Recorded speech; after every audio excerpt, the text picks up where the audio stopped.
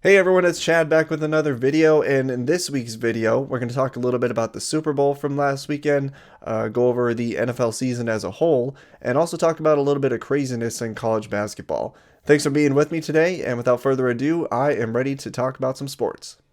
So let's start by talking about the Super Bowl. So the Tampa Bay Buccaneers defeated the Kansas City Chiefs, as everyone should have been watching the game, even if you're not that big of a football fan. But Tom Brady, in his 10th Super Bowl, wins his 7th championship. That is something that I don't think will ever be matched, not only in pro football, but really when you look at all professional sports. That is an incredible accomplishment. And so it's really going to take a lot for someone in the NFL world to take down all the accomplishments that he's made. And by jumping to a new team and doing what he's been doing with New England with this brand new cast in Tampa Bay, I think it just further solidifies his status as the greatest quarterback of all time. Whether you love him or you hate him, you want him to retire, you want him to be gone, I can understand that. But with all due respect, you just can't. You can't hate Brady to the point where you just don't give him the respect that he deserves. And so, he now, with his 7 Super Bowl victories, even those 7 alones, that's more victories alone than any NFL franchise has, but that's also more Super Bowl appearances, I believe, than any other franchise has. And then you add in 10 total Super Bowls. So almost half of his career, a little bit half of his career, he's been in the big game. And actually, for more than half of his career, he's actually made it to the AFC or NFC title game. So that is just incredible. And it really just removes the stigma that Bill Belichick made him great, or the Patriots organization and the Patriot way, I guess you want to call it, made him great, because he went to this new team, this new culture, and started it from the ground up. And granted, it's a very talented team with the Tampa Bay Buccaneers, but he fought through the adversity of the season, and really with the offseason, it's an even bigger accomplishment, because you didn't have in-person meetings, you didn't have training camps. Well, you had training camps, but OTAs and all those things were virtual. So it's even harder to adjust to a new team with COVID and how everything was impacted. So to me, it's just very impressive that Tom Brady was able to do what he did. And I don't think that anyone can dispute at this point that he is the best quarterback of all time. That's just straightforward for me. And, it's going to take a lot for another quarterback, really another athlete, to get back to the status that Brady has.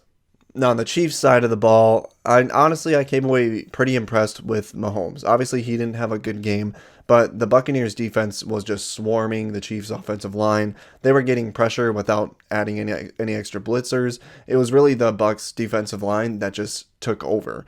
And, Mahomes, I don't remember, more than a handful of plays watching that game where Mahomes had a clean pocket or had time to sit and throw. He was always scrambling backwards, scrambling out of the pocket, just trying to extend the plays, because within the first second or so, there was someone in his face. And so, the fact that Mahomes kept fighting through that, and even when he was under pressure and getting hit and almost to the ground, he was making some crazy throws. There was one throw where he was literally almost, diving to the ground, and he just sidearm chucked it to the end zone, and it would have been a touchdown, but the running back dropped it. And I think if that was a touchdown, that would have been one of the most impressive throws in Super Bowl history. Just to see the talent that Mahomes has, he's really in that type of elite level as Tom Brady, where I think Mahomes could be the quarterback to match a lot of Brady's accomplishments. It's just a matter of, can they keep a team around him? Can they keep that success going? Because you look at Mahomes' contract, he's got $500 million worth of a 10-year deal. And so that's a lot against the cap room. And although the salary cap raises every year, it's just a different generation where now you have to pay your quarterback a bunch of money. And unless that quarterback takes a pay cut, you have to sacrifice a lot of places on your team to keep your team, competitive as a whole. So it'll be interesting to see, how the Chiefs improve from here. They obviously need a lot of work on the offensive line, so that's priority number one in the offseason, because after the beating Mahomes took, there should be nothing else on their mind than putting some big guys in front of them that can keep them alive, keep them in the pocket, and keep them from getting hurt. Because honestly, it's a miracle to see the beating he took in the Super Bowl and to not come away with an injury. He was already battling a toe injury that kind of messed everything up that he was playing through. So, hopefully the Chiefs can find some flexibility to keep him upright and, keep that contender status going really as long as Mahomes is in Kansas City. And another cool thing that I found with the Super Bowl is obviously Tampa Bay winning the Super Bowl on their home turf. It's a feeling that Minnesota and Vikings fans will know all too well. We were one game away from doing that. And, I'm not even sure if I would have wanted the Vikings to do that because we would have just probably gotten embarrassed in the Super Bowl by Tom Brady a few years ago if we were to beat the Eagles. But the Eagles did that embarrassing win for us. So the Vikings were this close to doing it a couple years ago, to playing at US Bank Stadium in front of a home crowd. But the Buccaneers did it. And, even with COVID and all those things going on, they were still able to fill the stadium. I think about half capacity, maybe a little bit less. But it's just amazing to see the team win the Super Bowl in their home stadium. And I don't think it'll really happen again. You have to think about how the stars all have to align to host your own Super Bowl. The NFL picks these locations, a couple years in advance. And so it really has to be the right timing for that team. And for this year, it was with Tampa Bay. It's not too often that you get the greatest quarterback of all time to just walk onto your team and join what was already a pretty good roster. And I think that's really the only reason that they were able to pull this off. Otherwise, we might still be talking about no team has ever done it. So, I don't think it'll ever happen again. But, you never know. And I think it's just very impressive, even more impressive to me. And I never really thought that Tampa Bay would lose this game. Because when you think about it, and I know on NFL Network, I think it was Michael Irvin who was talking about it, where there's no way that the Buccaneers could lose that game. Because if you lose a Super Bowl in your home stadium, that's a ghost that you always have to walk into. The players that lose that Super Bowl, every single game from week one to every game they're on the team, every time they go into that stadium, they have to live with that memory of someone coming into your locker rooms, coming into your stadium, and beating you on your turf in the Super Bowl. So, hats off to the Bucs for fighting through, and you could just tell from the start of the game they were ready to play and they wanted to take it home for the home crowd. And now that the Super Bowl is done, that means we've wrapped up with the NFL season, and you can color me surprised that if you would have told me this time around the beginning of August that we would go through a whole NFL season with no cancellations, playoffs would start on time, and we would make it all the way through the Super Bowl, I would call you insane. The fact that the NFL was able to pull this off, and there was bumps along the way, they had to reschedule games, players testing positive, coaches, staff, team members testing positive throughout the way. Sometimes teams were left very short-handed. You had the Broncos who didn't have an eligible quarterback on their roster, and they still had to play.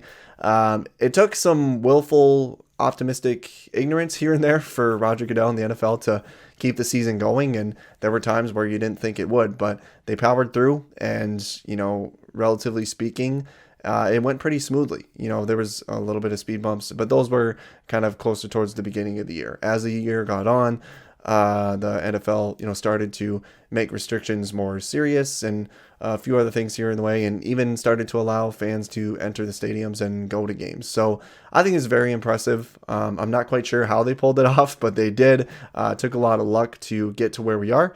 But we started from week one of the NFL season all the way to the Super Bowl without really missing a beat. So hats off to the NFL for pulling it off through a pandemic. Now with some sports news that aren't NFL related. I know it's a very NFL dominant video, but the Super Bowl just happened, so just got to get it all out of the way and start transitioning into different sports.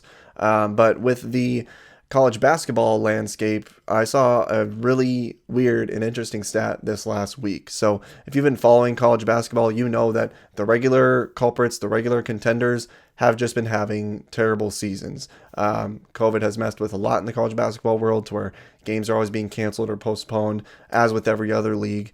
We just credited the NFL for how good a job they're doing. But with college, it's a lot harder to keep it going without speed bumps because basically every school has the power to, make those decisions themselves rather than, having to have the NCAA or the conferences make those decisions. So with that and all the top schools struggling, there was a stat that really stood out to me. For the first time since 1961, you have UCLA, Duke, Kentucky, North Carolina, and Kansas. So all the blue bloods, the top contenders every year in the basketball world, they're all unranked. And I saw that and I never really thought about it. I never noticed it, but it's really making for a very entertaining college basketball season. There's always upsets going on. Some of the teams that are in the top 10 right now, you really don't know, are they serious contenders when the tournament comes, or are they going to be upset early? Because now you're going to have a lot of these top programs. They're going to be lower seeds. They're going to have that underdog status. And it's just going to be a really fun tournament for me to watch. And I'm so excited for it. And I think it's going to make up for what we lost last year, because when the sports world kind of collapsed, when the NBA started canceling games and college basketball tournaments started to get canceled, that was like a week before Selection Sunday for March Madness. And so now we're only a few weeks away. I have to pound on all the wood that I see for good luck that we get to that point. But sounds like NCAA has plans to, keep it all in one location, keep the tournament going. So, with that, I'm a Kansas fan, so it's going to be really weird to root for the Jayhawks as a lower seeded team. They'll probably come in as maybe like a 5, 6, or even a 7 seed. They've been winning a couple games lately, so picking up some momentum. But seeing all the blue bloods with the Dukes and Kentuckys and Kansas of the worlds, some of them might not even make the tournament. And it's just going to be really exciting, because now you have those small schools that they're going to have good seasons. They're going to have even more of a chance to make a deep run. And I am all for it. I think it's going to be one of the more notable college basketball tournaments in March Madness that we've seen in recent years. So I'm excited for it. And it's going to be weird seeing all these underdogs that are top programs, but I can't wait for it. And that's going to do it for today's video. Thank you for watching. And if you have any opinions or any other cool things in sports you saw lately, let me know in the comments down below. Don't forget to like and subscribe my channel. It really helps a lot. And I appreciate everyone who's been supporting me so far. If I'm being honest, it's been really busy with work, with working my full-time job and then helping out with local sports on the weekends. So I've been struggling to be consistent with my uploads. But I can't use that as an excuse anymore. I got to keep doing this. And thanks for sticking with me. And I appreciate every view that I get, every subscribe that I get. Means a lot to me as I start to kind of create more content along with, just these weekly recap videos. Now that the NFL draft is coming up, even college basketball and all those things, I want to start doing more profile videos or kind of highlight type videos. So definitely more content coming on the way as I kind of prioritize this more and get focused on that content. So thanks again for watching, and I hope to see you next time with my new upload. Until then, there's a lot of cool things going on in sports every week, so go out and enjoy your sports.